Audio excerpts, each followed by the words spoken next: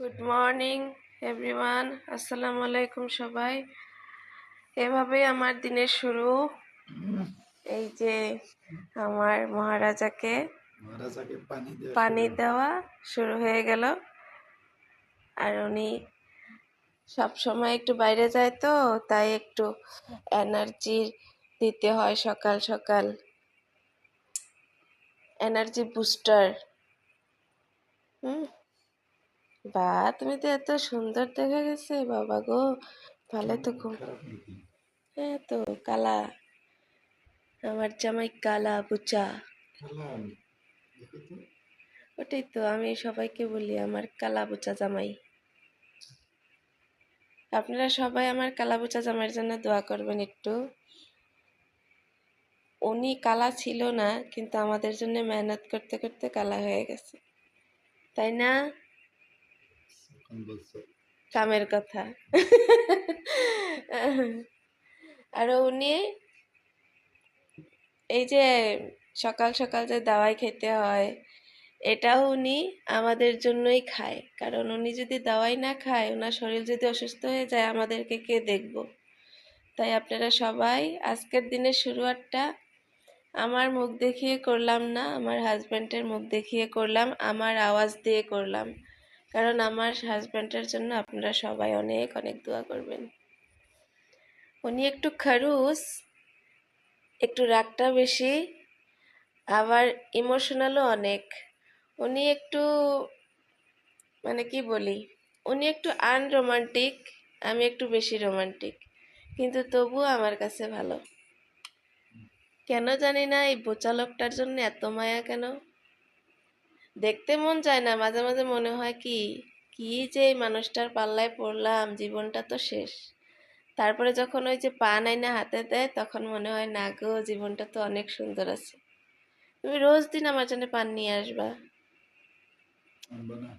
এত পটাই গাইস, দেখেন ভাইয়ারা। বলো যে রোজ দিন আমার জন্য মিঠাই নিয়ে এসো, আমার জন্য ফ্রুটস নিয়ে এসো, ওইটা শিখো। এটা আমি স্বীকার হব না তোমার সোশ্যাল মিডিয়ায়। তখন তুমি বলবা যে তুমি যে তখন বলছিলা আমার কাছে প্রুফ আছে, তুমি বলো হ্যাঁ যে রোজ আমার জন্য 2টা করে মিঠাই আনবা, তুমি কি কোন মিঠাই চয়েস করো, কি খাও, এটা আচ্ছা ঠিক আছে, তাহলে একটা পান আর দুটা দিলখুশ নিয়ে আসবা। এটা বন্ধ করতে হবে লাহে। থাকগা, তোমার এই হাদিসগুলো আমি আর শুনবো না। আসসালামু আলাইকুম গাইস, আজকের জন্য এখানেই থাক। একটু চাটা খেয়ে নেই, আজকের জন্য না, মানে এখনকার জন্য এই ব্লগটা আমি এখানেই সমাপ্ত করলাম। ইনি এখন আমার মনের কথা কইতেছে না। আমি এনার এত তারিফ করলাম সকাল সকাল, তবুও উনি আমাকে পান এনে দেবে না বলছে, কিন্তু আমি পান খেতে ভালোবাসি। তোমার জন্য আমি রসমালাই আনছি, দিলখুশ আনছি, ওগুলা বলবো। হবে? তোমার তোমার মতন চালাক, ওইটার দাম বেশি। তোমার মতো চালাক মানুষ আমি কোনো জায়গায় দেখি নাই।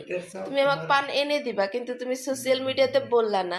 তুমি তো অনেক চালু গো, ওই জন্যই তো আজকে তুমি মাশাল্লাহ সাকসেসফুল বিজনেসম্যান হয়েছো, আমাদেরকে এত সুখে রাখছো। তুমি অনেক চালাক গো। আরে যে গামছাটা একটু চেঞ্জ করো, একই গামছা আর কত দেখাবো মানুষে, একটু নতুন গামছা নিয়ে আসবা। সবাই বলবো যে ভাইজানকে আপু মনে হয় আদর করে না, তাই একটা গামছাই রোজ দিন পরা দেখি। গামছাই ওই জন্য ভ্যারাইটিস গামছা আনতে হয়, তুমি যে একটাই বিন্দু।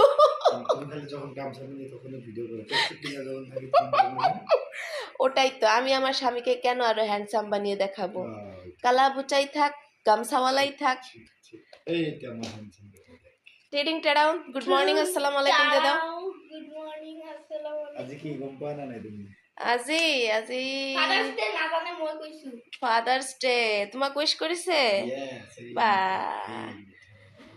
আমার এই ব্লগটা আমার আব্বা যখন দেখবে, তখন আব্বাকে সবার সামনে আব্বাকেও বলে হ্যাপি ফাদার্স ডে আব্বা।